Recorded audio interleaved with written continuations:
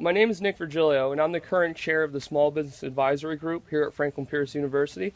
And what we want to know is that given the aging demographics and workforce needs in New Hampshire and throughout much of the United States, what are your plans to improve workforce development for businesses?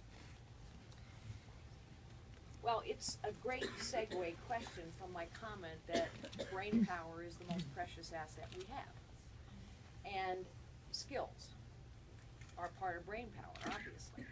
So the federal government can do some things, but the federal government shouldn't do everything. Because a lot of things the federal government gets involved in, they don't do very well. So let's just go back to the Department of Education for 1 minute, because it's very easy for politicians to say, well, the government's going to fix that. We're going to roll out a federal program for workforce development. But let us ask ourselves how well the federal government has done in education so far. The reality is that we have spent more money each and every year in the Department of Education for 40 years. We've spent more money every year.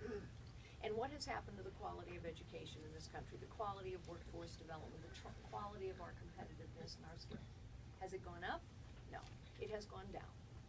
Now, as people who care about facts and have common sense, what does that tell you? Money spent in the Department of Education in Washington, D.C. doesn't have a lot to do with the quality of education. That's what it says.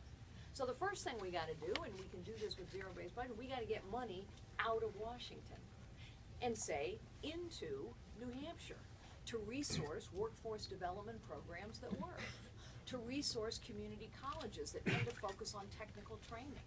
We need to recognize that education can't stop when you graduate from college. We have to have lifelong learning. There is no reason to leave people behind in mid-career. We have to have an opportunity to retrain them.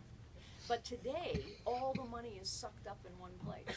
States, every single state that I have visited is starving for resources, for workforce development, for drug addiction prevention and treatment. Communities are starving for resources, and Washington is fat. We got to get the money from where it isn't being used well to where it can be used well, which is why zero-based budgeting is so key.